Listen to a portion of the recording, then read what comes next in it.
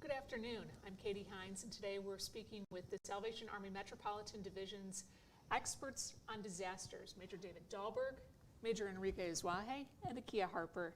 We know that every disaster is personal and that the effects can ripple through a person or a family's life. Today we'll be discussing different kinds of disasters and the Salvation Army's response. Before we start, a couple of notes. Thank you for joining us on Zoom. Our viewers on Zoom can post questions in real time in the Q&A section. We'll be watching those on this laptop and we'll get those in as we are able. If you're interested in more information on how to support our programs, please reach out to your local gift representative. So to start, thank you each for being with us for this roundtable discussion today. Before we jump into the heart of the discussion, let's give our viewers a little bit of your background. Major David Dahlberg, you are the Divisional Director of Emergency Disaster Services with more than 3 decades focused on disaster response, provided training across the world, and served at Ground Zero for many, many months. Akia Harper, you are the Director of Emergency Case Management, Emergency Assistance Case Management, and more than a decade in social service support work. And Major Azuaje, you are the General Secretary, which means you are our second in command here in the Chicago Metropolitan Division, overseeing operations for 28 Corps, 3 facilities, and emergency disaster services. So a lot to get to today. Major Dahlberg, let's start with you. Okay. The Salvation Army isn't top of mind for the public when it comes to disaster response, but we've responded to disasters since the early 1900s. How did EDS start, and what types of disasters do we respond to? Actually, EDS began when the Army in the United States began in the United States at the same time the Army was here, because we've always been a part of disaster responses. Historically, probably the largest single event we had nationally was the Galveston hurricane in 1900. Interesting, actually at that time, hurricanes were not even named, so it was just simply the Galveston hurricane. One of the things that really struck me about the ministry of the Salvation Army in Galveston was the incredible impact of the event itself. Some 8,000 people died as a result of that storm. And the truth is, no one knew quite what to do or how to really help people. It was beyond imagination at that time. And there was a wagon drawn by horses that was called a funeral wagon, where all the remains would be brought to that location and placed on the trailer. And the thing that really struck me was the Salvation Army was present at that location. We were a number of other places in the city, but at that location in particular, where as people came by missing their loved ones, mourning their loss, we were present just to be with folks at a very critical time in their life, a very difficult time in their life. And that was full of pain and agony, but there was a sense of presence. And that's really what the Salvation Army is about, and has been fulfilling the whole concept of being present in times of trouble and crises. We practice ministry of presence in the very simplest ways to really lift people up and to help them at these times of real struggle. Yeah, and that can look different from disaster to disaster, correct? Absolutely. At the very basic levels, two of the most recent responses I know were the Chemtool fire in Rockton that you responded to, and then also the DuPage County tornadoes. Can you explain what EDS did on the ground there for several days, too? Sure. Well, let me just start with the tornadoes. One of the things we have to be very careful about is we never want to find ourselves in a position where we become a challenge for the local situation. We need to be helpful, not hurtful. And so we're very careful about entering an environment, number one, that may not be a safe environment for our volunteers to be, and we just want to really be careful that we're part of the support and answer at that time. So we have what we call rapid response units that we deploy to the area to assess what may be needed, what we may be able to do as it relates to the tornadoes. Now, the Rockton fire was a very different situation. We were called upon by the Rockford Emergency Management Office to respond, to provide hydration, snacks, and meals throughout a 4-day operation. And what that looked like for us organizationally was that 24/7, we had not only to have staff and volunteers on site, but we have to have menus operation throughout that entire time period. So it was a real challenge for us, but I want you to know we have some of the greatest volunteers you're going to find anywhere in the world right here in Chicago. And folks just came along and opened up their schedules to be available to us, and we were always able to have 2 to 3 volunteers constantly serving at that location. There were some 80,000, yes, I want to get the numbers right. There were some 80 fire departments that responded to the event. All trying to coordinate. It was not an easy fire to fight. It was really a challenge. There were safety issues in terms of quality of air that we had to be very careful about. So in this kind of event, it's very, very different because of the practical needs of everybody involved, as well as our own staff and volunteers. Absolutely. And if I remember correctly, I mean, that was a warm day too, so one of the big things you had was the bottled water, the cold water, the keeping them hydrated, fed, and then also being there for support. Yeah.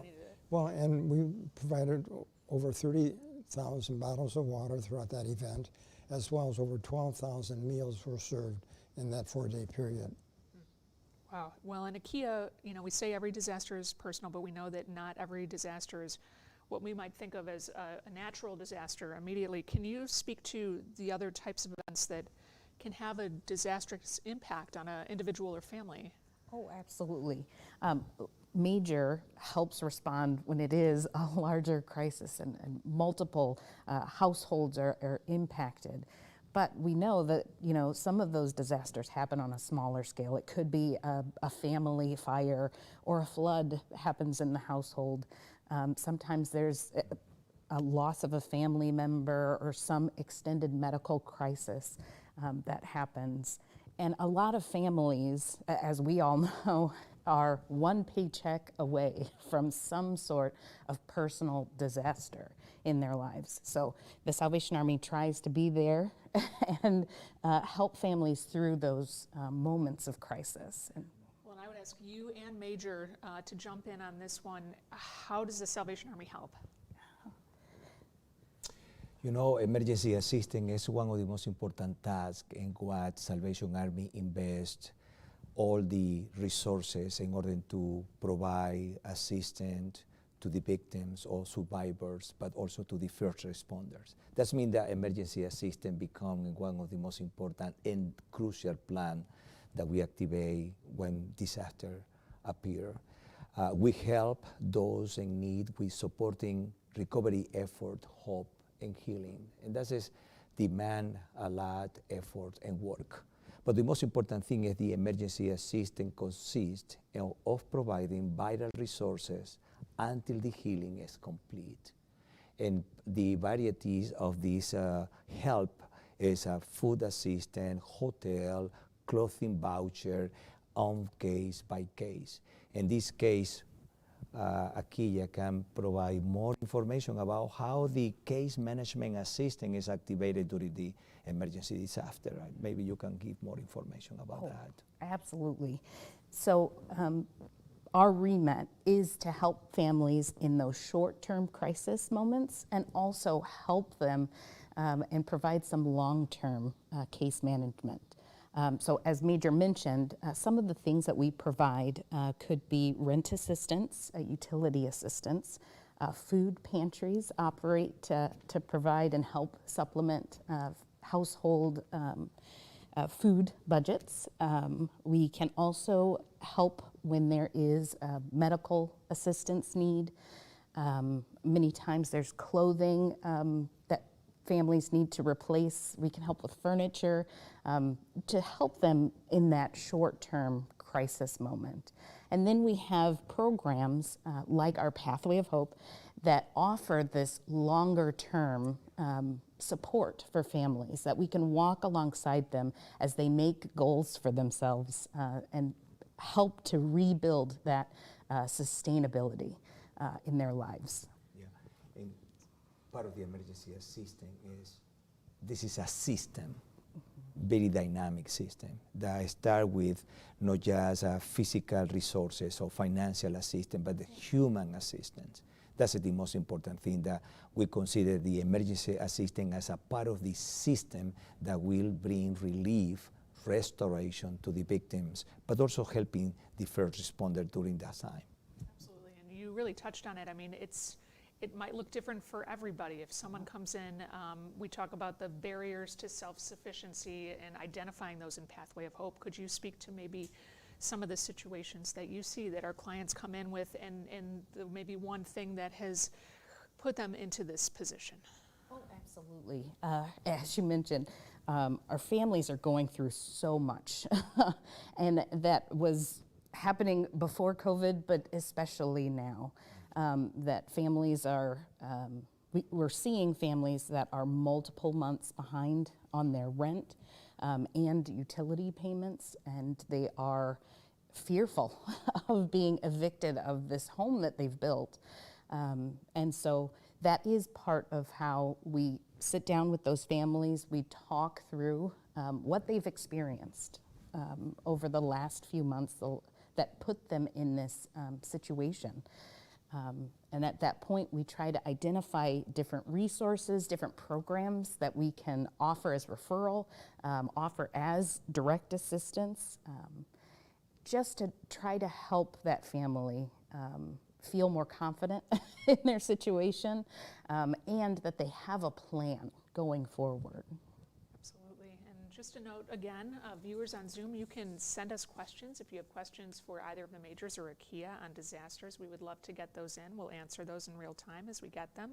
If you're interested in more information about our disaster programs, our emergency assistance, you can head to our website. You can also contact your gift representative. Let's talk a little bit, going back to EDS, Major, about the critical role that emergency disaster services here at the Salvation Army played in the city of Chicago's COVID response over the last 18 months. Can you speak to what your team did and how quickly you sprung into action? Well, what was very interesting from my perspective was that we had been planning with the city for a major event to occur for well over 3.5 years. And we were just gearing down towards a major exercise that was going to take place just prior to the outbreak of COVID. So theoretically, we were well placed, but all of a sudden now reality takes place. And reality is a very different place than theory. So one of the first things that happened was requests came out, we were missioned by the city to provide very specific kinds of activities and support. As an example, we were named by the city of Chicago as their lead agency in mass care, which was a real honor for the Salvation Army, but it was also a heavy responsibility for our organization as well. It entailed providing meals. First of all, there was clear that there was going to be a rather large group of single individuals throughout the city who would not have access to going out and purchasing food for themselves, not having resources available that they normally would, and not having anybody to watch out for them. Those were the folks that we were really targeted to serve. And so over the first 4.5 months of our operation, what we call Phase 1, in that program alone, we provided over 260,000 meals for that group. In addition, we supported the expanded operation of homeless centers throughout the city. What occurred was the city realized immediately that they had to expand their homeless shelter system simply because of the distance required that would need to take place between individuals staying at the shelter. And so they had to add 6 additional shelters, and they asked us to take on food support for those shelters. So from that point on, right from the beginning, we provided 3 meals a day at the 6 shelters, again, well over 190,000 meals through the operation. This may sound like a lot, and it was a lot of hard work, but it was all made possible because of our volunteer base. Incredible group of people that our biggest single concern organizationally, and I think our concern was shared by a number of other voluntary agencies, was during a real crisis, particularly a pandemic, will volunteers really risk coming out and supporting our operation?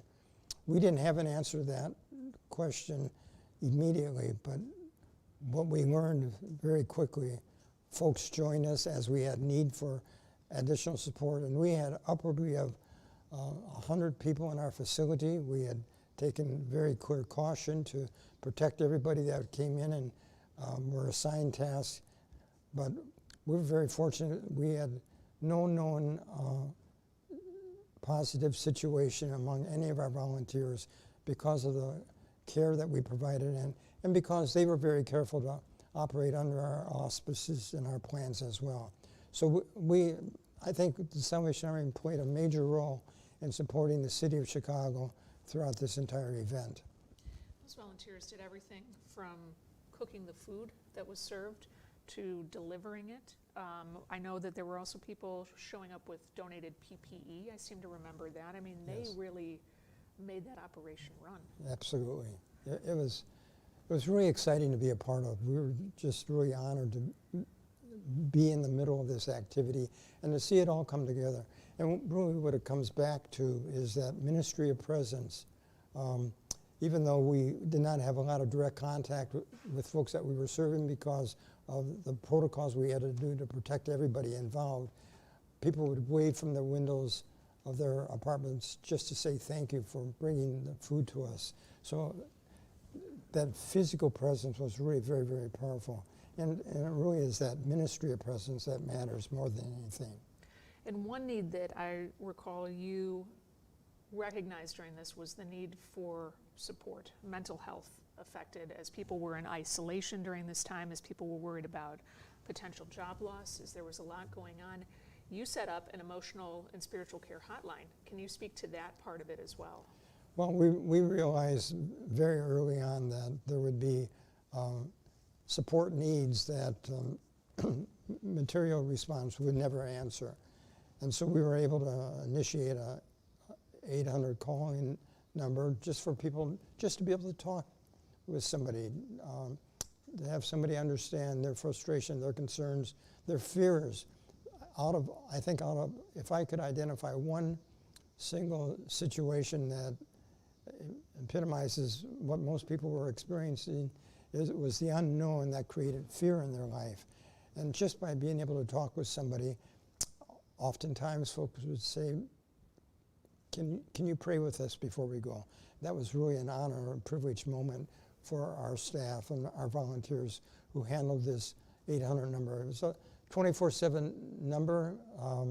Number of people folks would familiarize themselves with the number, and they'd call in periodically, and some were calling in daily just to have someone to talk to. Salvation Army became a very special friend to a lot of residents in the city of Chicago during the pandemic. Pandemic's not done. I mean, we know that it still continues. We know a lot of families are facing potential fallout. We know that the eviction moratorium here in the state of Illinois is now set to expire on October 3rd. Major Ezwahe, how is the Salvation Army preparing to essentially help people through a possible wave of evictions here coming up? Yeah. This is a very critical moment in the middle of the pandemic that we are still helping families since the past year with emergency assistance in many ways. The past year, we distributed approximately $2 million in rental assistance in the Chicagoland area. That means that with this new situation about the moratorium of eviction, Salvation Army is still committed in order to prevent homelessness in the city. That means that we are activated since the past year. We are activating a plan in order to support families and children and individuals in order to prevent homeless situation. We have an excellent system in Chicago, in the Chicago area that provide, if that situation is coming to be true and affect families, we have an excellent emergency shelter system that will support families. That's as part of the emergency assistance. But also we'll continue helping families with rental assistance, but also food pantry. That means that around the Metropolitan Division, we have 28 core plus 7 institutions that all of them, they are activated in order to provide support. That's not, it's just a physical support or housing, emergency housing, but also we are talking about emotional and spiritual care. That means that we are praying as a Christian organization in order to families find protection in the middle of this situation. And Salvation Army is alert, and again, is in order to keep the family in a safe place that they will continue running the normal life. Back to the school for children will be a challenge if this is the moratorium of eviction will be a reality. That means that Salvation Army is activated in, again, all 28 core case management system, emergency disaster services in order to provide relief, support in those circumstances. And that's something that if people are watching, they can help with, correct? They can call and make a donation to help people stay in their homes, correct? Yeah, I believe that the support of the donor has been sustainable from the past year or since the past year when the pandemic started. And I believe that the consistency of this donation will be, again, continue. We are exhorting, calling to the donor that please help us during this process. Pandemic is not just affecting health, but it's affecting the level of poverty in our area of influence where the ministry operate. And one of the things you're doing at Kia, our caseworkers at the Corps know the emergency assistance process, how to distribute, but they're also helping to inform our clients on other resources that are available to them, correct? Oh, absolutely. We consider our cores as a one-stop shop so that individuals can contact the Corps and access a lot of different programs and services. So they can work with the caseworker to get a referral for information on how to appeal to their landlord if an eviction is pending. That they have access, we can get them to the CDC website with these standard forms that they recommend that you share with your landlord. Additionally, we can screen them for the various programs that we are running for emergency assistance. As Major mentioned, we have been very blessed to receive multiple grants, and other foundations have reached out We're currently partnering with another agency to provide emergency food and shelter program. So that's funding that we can help with 1 month rent or 1 month of utility. But with the help of other donors, we can actually expand that level of assistance. And so there were times during earlier in the pandemic where we were actually able to help families with up to 3 months rent. And so that is always something we want to continue to be able to provide at all of those different locations. As Major mentioned as well, each location has a caseworker, but also has a minister, an officer there available for that spiritual and emotional needs piece as well. Yeah, and another piece in this process is Salvation Army has provided through all the social media platform and communication pieces information that Salvation Army is available to support families during this process with resources in terms of physical housing, but also in the emotional and spiritual care. That means that we are activated. Again, I believe that the key word about emergency assistance is we have already a system. The system is very effective, focused on family needs in order that they can be stable in the middle of the crisis. We're prepared. Yeah, we are ready. Prepared to help.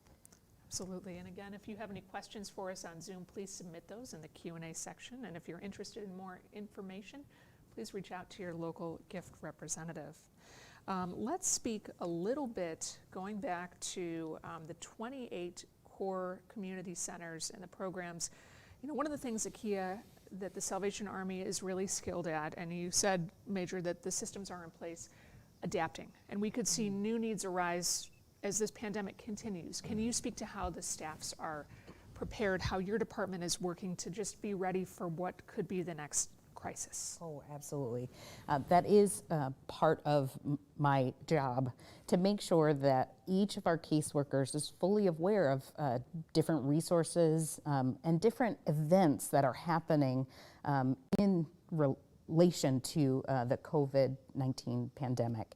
That any news that we get about the eviction moratorium or about other resources, say through NICOR Gas or ComEd, offering some additional assistance for families, we definitely make sure to spread that word out through our core, provide flyers and instructions on how families can apply to state emergency assistance opportunities as well. And yeah, we work alongside them. They have been fantastic throughout this pandemic. Our workflow had to change drastically.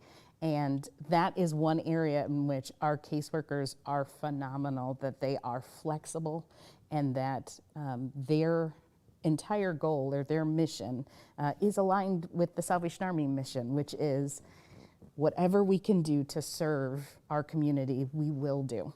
So if that means meeting with people over the phone, if that means setting up a Zoom meeting or something so that we actually get a chance to sit and speak with that family, then that is exactly what we'll do.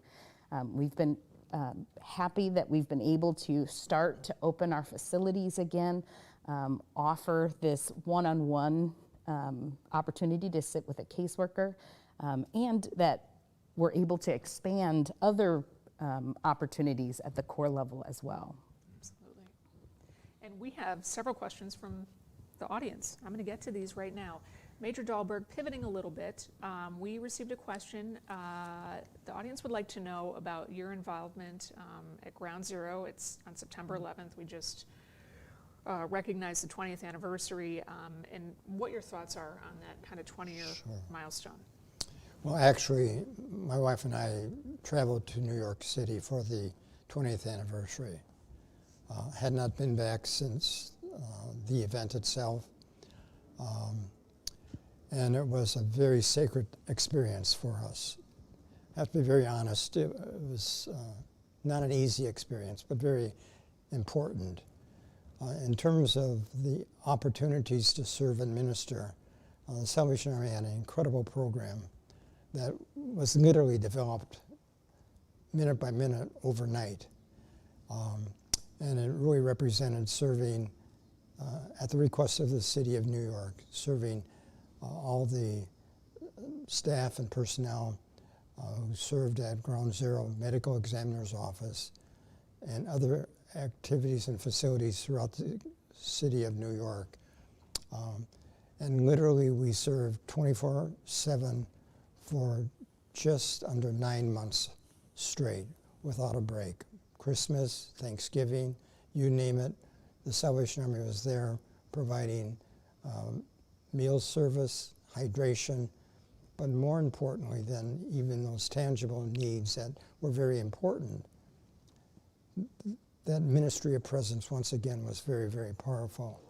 I was privileged to serve with the Army from national headquarters. At that time, we were the National Disaster Services coordinators, and my job specifically was to coordinate leadership personnel on shifts took place every week to provide good quality leadership from the Army to oversee its program to make sure we could accommodate and complete the tasks we were missioned to do.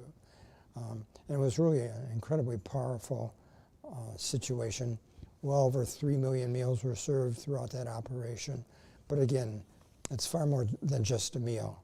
It was the care and love that was shared and experienced. We had family members who lost loved ones at Ground Zero come and volunteer with us, gave their lives at a very difficult time, but wanted to do something in the memory of their lost loved one. So it was a powerful experience.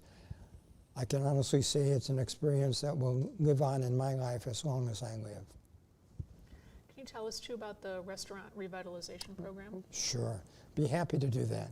It was an interesting program. First of all, the City of New York Restaurant Association was quite upset for a period of time with the Salvation Army because they thought we were taking business away from their restaurants, understanding that there were some 3,000 restaurants that were directly affected by that event. So there were some realistic concerns and needs, a lot of loss of business. There were 120 some restaurants that could not even reopen. So it was really a challenge. And as a consequence, we were, the first day or two, we were challenged inside of our own organization to take a look at really what was happening versus criticism that was coming our way. But when we were able to begin to talk about it, we scheduled a meeting with the Restaurant Association, and as an outcome to those meetings, the Army agreed to purchase initially 5,000 meals a day and then up to 8,000 meals a day that we were able to serve throughout our system, providing actually a much larger menu than we were able to provide before that time. What was really neat for me, I was present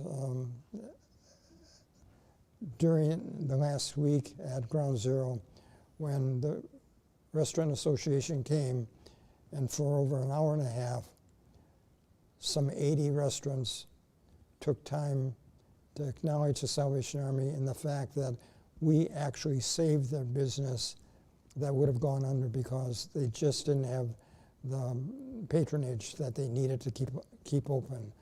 So once again, it wasn't a plan on our part ahead of time, but I think it just reflects on the fluency and the ability of the Army to respond to whatever the need may be, understanding that far more than those who actually were at Ground Zero were dramatically affected by that event, and yet continue today, as I do, to carry the reality of what that experience was about.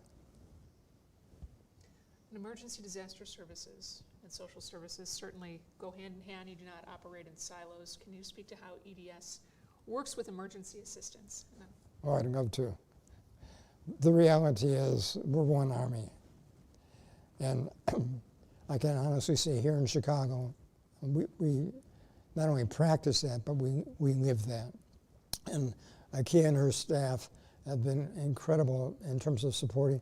We respond to events, but be assured that when an event is over, no longer in the headlines or on TV, that disaster for the majority of those people never goes away. And so the needs go on, and because we're a response part of the Salvation Army's disaster services, for people to gain the help and support that they need, we need the backbone of the Army, which really is that continued service. IKEA, so I really think it would be important for folks to hear about service extension as well, because it's not just the city of Chicago that we serve here. Absolutely. That is a really good point because, yes, we've got our 28 core locations located within the city of Chicago and our service area here in Metro, but we also partner with wonderful township offices and fire departments in communities where we don't actually have a Salvation Army core building. So families really anywhere, if you need assistance, you can find your local Salvation Army representative in that case, and their staff located at the township, social service agency, fire department, police department, and they have agreed to become Salvation Army volunteers in that moment. So through them and through their works, we're able to still support the families in those communities. Absolutely. Well, pivoting, it's hard to believe, but we are 100 days out from Christmas. Today, Major Dahlberg, we know that EDS will be assembling some much needed food items for those in need. IKEA, our social services department, is certainly already gearing up for the Angel Tree program. If you would like to start and speak to, what we're looking at in terms of the need for these food boxes that you and your team will put together, and then where those will go. Well, this year we will be producing at least 15,000 food boxes, possibly more, based on the needs that are realized. And those food boxes are intended to provide a Christmas dinner for a family of 4. And we really do focus on that time together as a family. We really encourage folks to utilize the resources in those food boxes. It's a well-balanced meal, a healthy meal, but it also gives family a time to come together and sit around a table and to share together as a family at a very important time during the year. Families who are hurting on Christmas Day, that hurt doesn't go away, but just hopefully to take a break at a moment in time when they can just sit back and really be a family together around a dinner table is very important. And I believe the Salvation Army, through its Christmas food box program, provides that opportunity. Oh, absolutely. And we have so many families who not only need food assistance, but then they also need assistance providing a Christmas for their children. And so we definitely recommend our Christmas signups are going to be starting very soon. So folks can reach out and see how they can register for that Angel Tree program in their area. And this year we're also doing Silver Angels, so folks can also register to help support and also register for the program if there's a senior in their area as well. That's great. Yeah. Well, Major Azwahe, we know that last year the needs over Christmas were tremendous. They're probably going to be pretty high again this year. How else are we preparing to help serve these families in our area? Christmas is one of the most important seasons to help families that they can feel Salvation Army close to them. Again, we are preparing a very dynamic system to support the families in all that kind of area that we already mentioned. That means that we are already prepared. There is a very important involvement and partnership with the donors that we need their support during Christmas and fundraising. That means that it's a very important season to continue being close to our community needs, and we are already prepare for that. That means that, in other words, all the system is in place right now. We are planning the effort in order to prepare the Christmas food basket, plus that kind of social services program for families and children is amazing. And there are excellent team, volunteers, advisory board members, local partners, donors. This is a tremendous effort in order to provide to the community protection, hope, and love, and compassion. Absolutely. Hope, love, and compassion are three big ones. We're getting a question in right now. Let's see. When it comes to disaster preparedness, Major, can you offer tips for how a family can be prepared, whether it's maybe a kit or being up to date on what they need to know? Well, I think from my perspective, probably the greatest challenge for a family is to have a game plan, to face the reality that something could happen to their home and to their family. During a fire, house fire as an example, the greatest fatality among parents is those who return inside, who try to go back into their home to save a child that may be left inside, and they lose their life. So some very simple practical things. As an example, have a designated location outside of the home where the family can gather so they know everybody is safe and not going to be harmed by the event. And not just to have that plan together, but to practice that plan. That is so key that it's just, it may be a very simple thing, but a very important piece as well.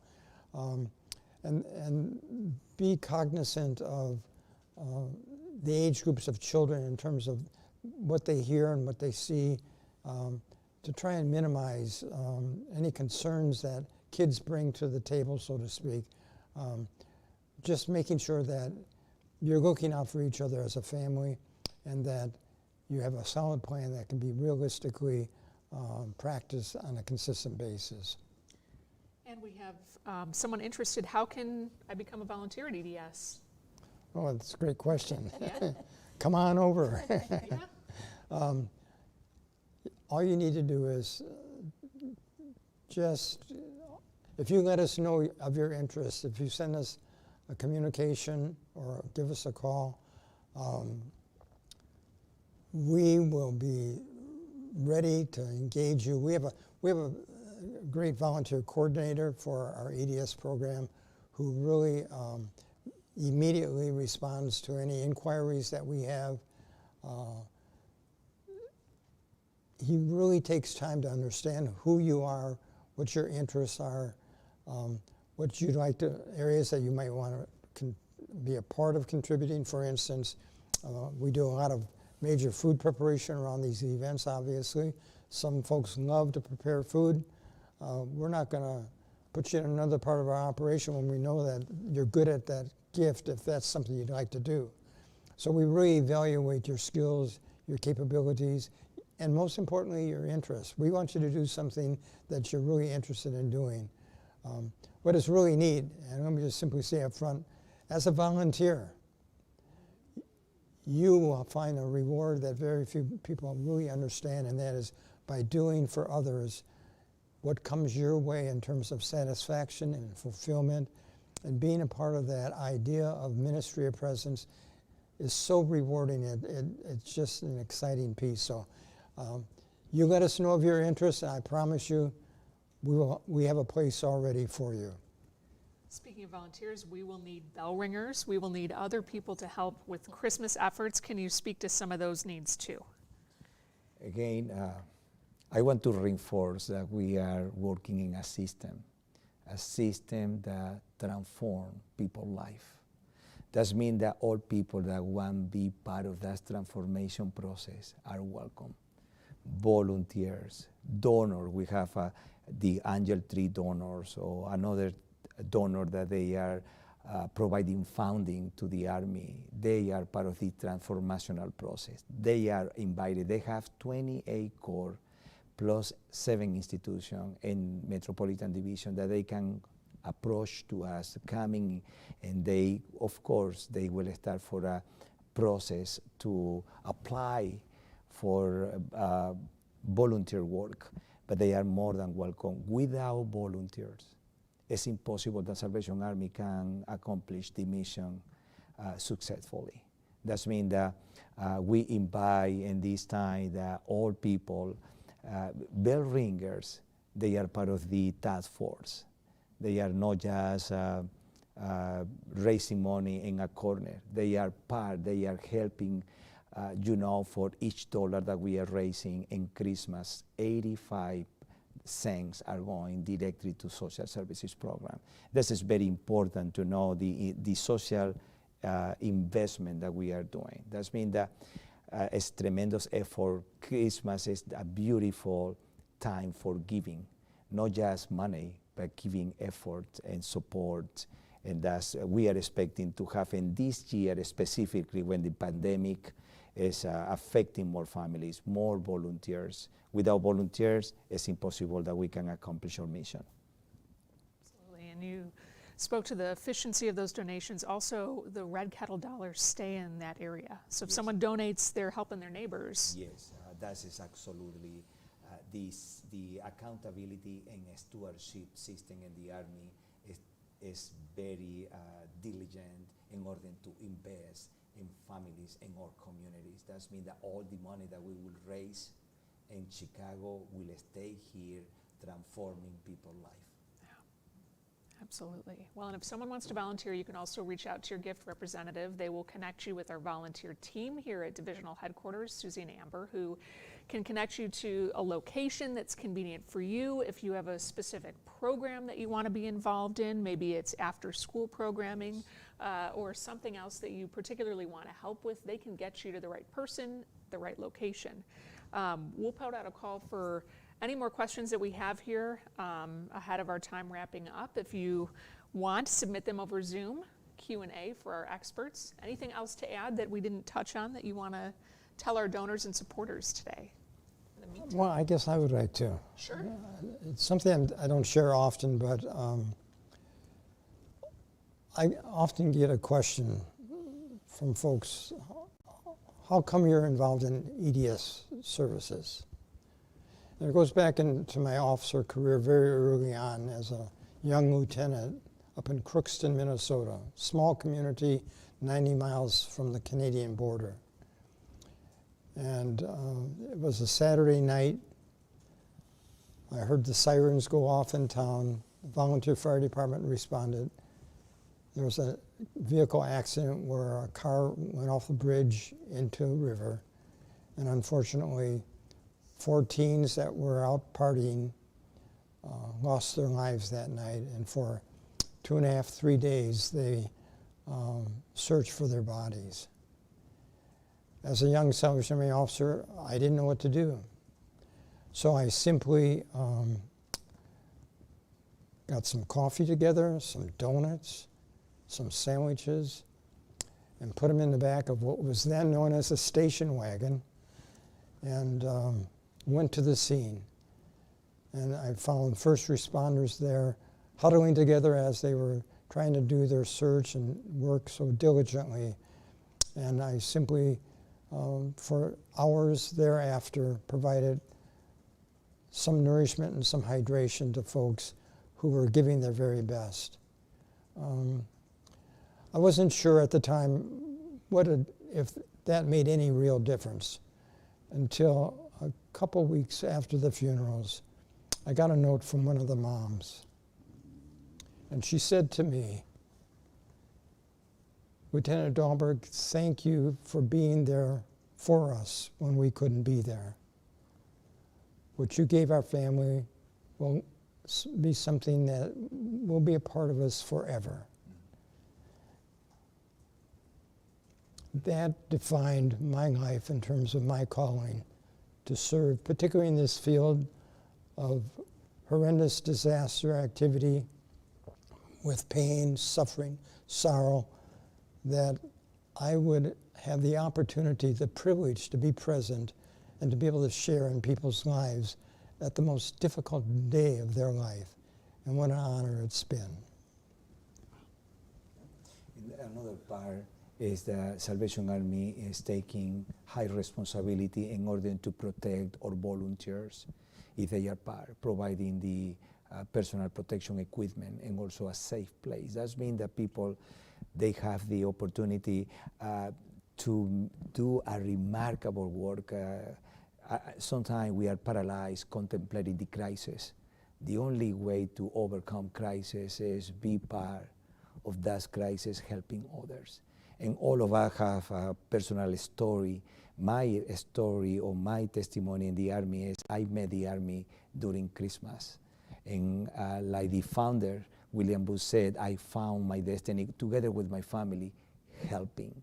That means that it's a transformational experience when you are part of this process, of this system to help families to find hope. You know what is the theme for this year is Hope Marches On.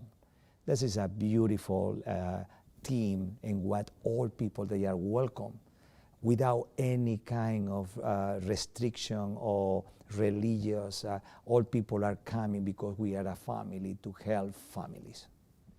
We actually just got a question, Major, for you. Do you serve only Christians or all faiths? No, we are, the Salvation Army is a wonderful field in what people, they can find the love of Jesus and the love and compassion, hope, that's kind of values to transform life.